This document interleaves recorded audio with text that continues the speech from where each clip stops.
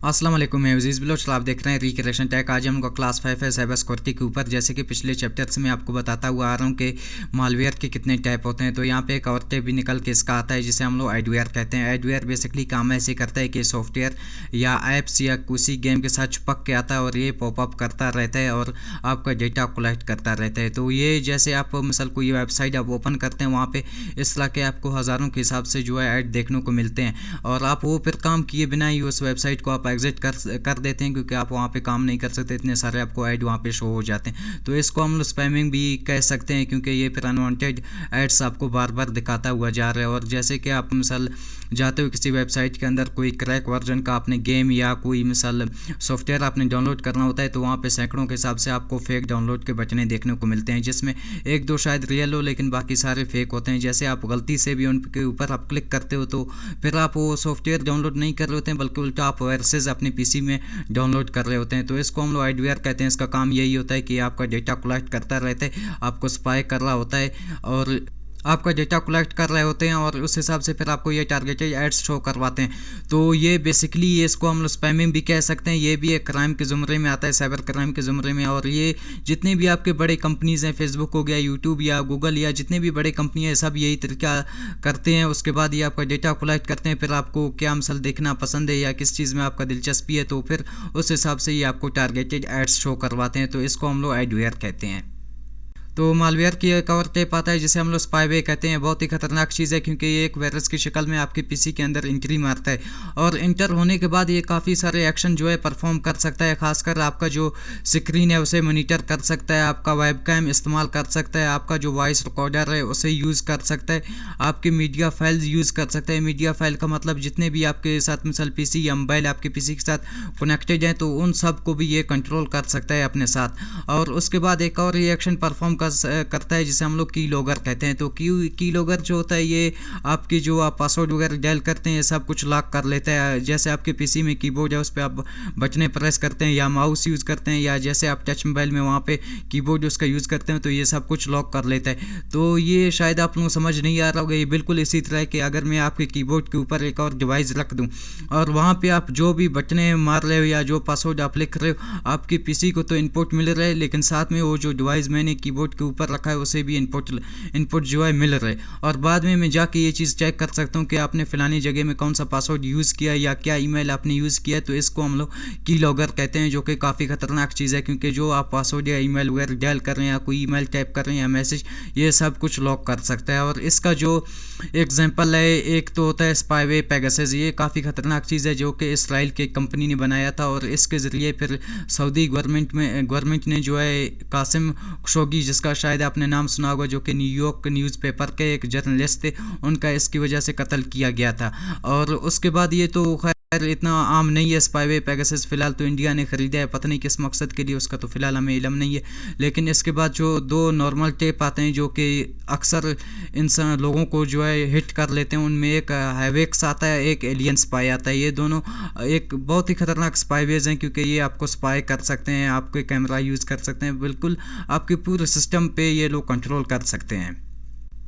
और ये स्पाईवे फैलते कैसे हैं, जैसे आप लोगों को पता होगा स्पाईवे पेगासस जो था वो तो व्हाट्सएप के ज़रिए भी फैल सकता था या किसी और नेटवर्क का यूज़ करके भी उसे फैलाया जा सकता था। लेकिन जो मोस्ट कॉमन यहाँ पे स्पाईवे हमें देखने को मिलते हैं, ये भी मुख्तलिफ़ किस्म, जैसे व्हाट्सएप पे आपको एक मैसेज आया, आपने उसे ओपन किया या ना किया, तब भी ये इंटर हो जाता है आपके सिस्टम में। और सिस्टम पे इंटर होने के बाद ये फिर रिमोट एक्सेस आपका हासिल कर लेता है। मिसाल रिमोट एक्सेस का ये मतलब होता है कि अगर आपने मेरे पीसी पर रिमोट एक्सेस हासिल कर लिया है, तो आप दूर कहीं पर भी बैठ के किसी और मुल्क में बैठ के मेरा पीसी कंट्रोल कर सकते हैं और मुझे पता भी नहीं चलेगा कि कोई और इसे यूज़ कर रहे हैं, क्योंकि वो फिर सब कुछ बैकग्राउंड में रन हो रहे होते हैं और इससे फिर मेरा पीसी का यूज़ करके वो किसी और को भी टारगेट कर सकता है। मालवेयर की एक और टेप आता है जिसे हम लोग ट्रोजन कहते हैं। ये होता कुछ और है और ख़ुद को दिखाता कुछ और है। जैसे आपको मिसाल कोई सॉफ्टवेयर की आपको ज़रूरत है जो कि आपने डाउनलोड करना है, लेकिन वो बहुत ही महंगा मिल रहा है, तो आप सोचते हैं कि क्रैक वर्जन ही डाउनलोड करके अपना काम चला लेते हैं। जैसे आप कोई भी क्रैक वर्जन का सॉफ्टवेयर आप इंस्टॉल करते हैं, वो फुली आपका काम दे देता है, लेकिन जो 100% में से 90% जितने भी क्रैक सॉफ्टवेयर या गेम्स वगैरह हैं, उनमें ये चीज़ फिर छुपा होता है। इनको हम लोग ट्रोजन कहते हैं। ये सॉफ्टवेयर वगैरह के साथ छुप के आता है और ये दिखाता खुद को कुछ और है, आपको लग रहा है कि यार मैं ये सॉफ्टवेयर एडोब प्रीमियर है या फोटोशॉप है, मैं इंस्टॉल कर रहा हूँ, क्रैक वर्जन के अंदर मेरा काम दे रहा है, लेकिन इसके अंदर पे ट्रोजन होते हैं और ये आपके रिमोट एक्सेस हासिल कर लेते हैं और ये काफ़ी सारे जो मलेशियस एक्शन होते हैं ये परफॉर्म कर सकते हैं। तो ट्रोजन ये बिल्कुल आम है, पाकिस्तान के अंदर रहते हुए 90% जितने भी लोग हैं वो क्रैक वर्जन ही यूज़ कर लेते हैं, कोई भी प्रीमियम परचेज नहीं करता है, तो उनके अंदर पे ट्रोजन छुपे हुए होते हैं और ये फिर काफ़ी सारे एक्शन आपके पीसी के अंदर आने के बाद काफ़ी सारे मलेशियस जो एक्शन होते हैं ये परफॉर्म कर सकते हैं। मालवेयर की कवर टेप आता है जिसे हम लोग रूटकिट कहते हैं, ये बहुत ही खतरनाक है क्योंकि ये आपके अगर फ़ोन के अंदर चला जाता है तो वहाँ पे ये रूट एक्सेस हासिल कर लेता है। अगर ये पीसी के अंदर चला जाता है तो वहाँ पे ये एडमिन एक्सेस जो होता है वो हासिल कर सकता है। तो इसकी एक बेसिक एग्जांपल यही है कि अगर आपके पास कोई यूएसबी है और उसमें डेटा पड़ा होता है, तो जैसे आप कुछ दिनों के बाद उसे पीसी के अंदर लगाते हो और आप देखते हो कि आपके जितने भी वहाँ पे फोल्डर थे वो सब लॉक हैं, जो कि बिट लॉकर से लॉक हैं या किसी और चीज़ से लॉक हैं, तो वहाँ पे वो आप जितनी भी कोशिश करते हो तो फिर उस चीज़ को आप रिवर्स नहीं कर सकते हो या उसे अनलॉक नहीं कर सकते हो। और पीसी के अंदर जब ये अटैक करते हैं तो बहुत ही खतरनाक तरीके से करते हैं, क्योंकि काफ़ी सारे लोगों के साथ ये चीज़ हुआ भी है और उन्हें पता नहीं है कि ऐसा कोई हम लोग के साथ क्राइम हो चुका है। क्योंकि पीसी के अंदर इंटर होने के बाद इसको एडमिन एक्सेस मिल जाता है, उसके बाद आपके पीसी में जितने भी इंपॉर्टेंट फाइल्स हैं या फोल्डर्स हैं या सॉफ्टवेयर जो कुछ भी है ये सबको लॉक कर लेता है। और लॉक करने के बाद आप जितना मर्जी चाहो कोशिश करो आप फिर उसे अनलॉक नहीं कर सकते हैं। जैसे आप उस फाइल पे क्लिक करते हैं तो एक वेबसाइट वहाँ पे ओपन हो जाता है। वेबसाइट ओपन होने के बाद वहाँ पे आपको शो करवाता है कि आपने मिसाल 2 दिन का या टाइम देते हैं या 3 दिन का, कि इतने टाइम के अंदर आपने इतने पैसे इस अकाउंट में आपने बिटकॉइन की सूरत में जमा करवाने हैं। अगर आप जमा करवाते हो तब भी इसका कोई वारंटी नहीं होता है कि वाकई इस पैसे जमा करने के बाद आपका जो फाइल्स हैं या फोल्डर जो इंपॉर्टेंट डेटा है वो अनलॉक हो जाए। इसके भी बहुत ही कम चांसेस हैं। अगर आप नहीं करते हो तो उसके बाद फिर ये आपके जितने भी फाइल और फोल्डर होते हैं इनको फिर उड़ा देते हैं। तो ये यूएसबी में बहुत ही ज़्यादा होता है। यूएसबी में खैर कॉमन टाइप का आता है जो कि बिट लॉकर से लॉक हो जाते हैं और उसके बाद ये ओपन नहीं होते हैं, लेकिन पीसी में बहुत सारे लोगों के साथ ऐसा चीज़ें हो चुके हैं कि उन्होंने पीसी कुछ दिनों के लिए बंद रखा था या किसी दिन उसने ओपन कर लिया और देखा कि जितने भी फाइल हैं वो सब लॉक हो चुके हैं और उसको यही लगता है कि इसमें वायरस आया है या ये करप्ट हो चुके हैं और वो विंडो पर रिफ्रेश कर लेते हैं, लेकिन उसके बाद भी वो फाइल और फोल्डर जो है लॉक खड़े होते हैं और ये अनलॉक नहीं हो सकते हैं। इनको कोई भी इंजीनियर इन्हें रिवर्स नहीं कर सकता है या आईटी का कोई भी स्पेशल बंदा ऐसे अनलॉक नहीं कर सकता है जब तक आप उनको पैसे नहीं देते हो। अगर पैसे देते हो तब भी काफ़ी कम ही चांसेस हैं कि ये फिर आपके जो फाइल और फोल्डर हैं उन्हें अनलॉक कर लें। तो ये बहुत ही खतरनाक चीज़ है।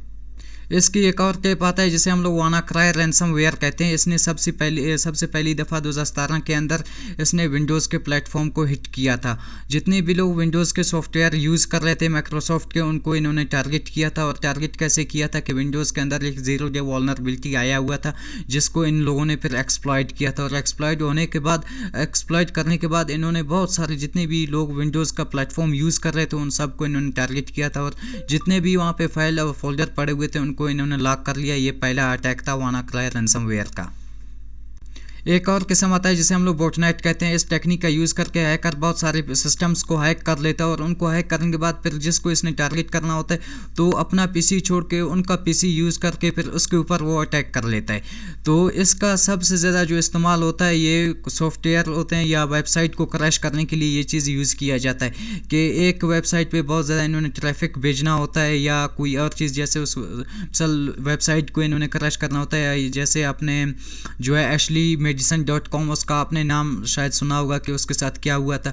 तो इसी टेक्निक का यूज़ करके बहुत सारे पीसीज को हैक कर लेते हैं और उनके बाद फिर उनसे आगे इन्होंने जो भी काम करवाना होता है, कोई वायरस सेंड करना होता है, कोई मालवेयर सेंड करना होता है, कोई भी चीज़ फिर इन्हीं पीसी का यूज़ करके उन पर अटैक करवाते हैं। तो इस तरह ये होता है कि एक हैकर के पास एक सिस्टम होता है, अगर उससे काम नहीं बन रहे तो बहुत सारे सिस्टम्स को ये अपने कंट्रोल में लेके फिर उनसे उनके ऊपर अटैक करवाता है या रिपोर्टें मारता है या कोई वेबसाइट जिसने क्रैश करना होता है या किसी वेबसाइट पे बहुत ज़्यादा ट्रैफिक भेजना होता है तो इसी टेक्निक का यूज़ करता है। हो सकता है कि मेरा पीसी भी इस टाइम इस तरह का कोई जो है काम सरंजाम दे रहे, क्योंकि इसका फिर किसी को पता नहीं चलता, ये सब कुछ बैकग्राउंड में चल रहे होते हैं और जैसे ऐसा कोई क्राइम हो जाता है फिर ये इन्वेस्टिगेशन जो टीम होता है ये आपके सर पे भी पहुंच जाता है।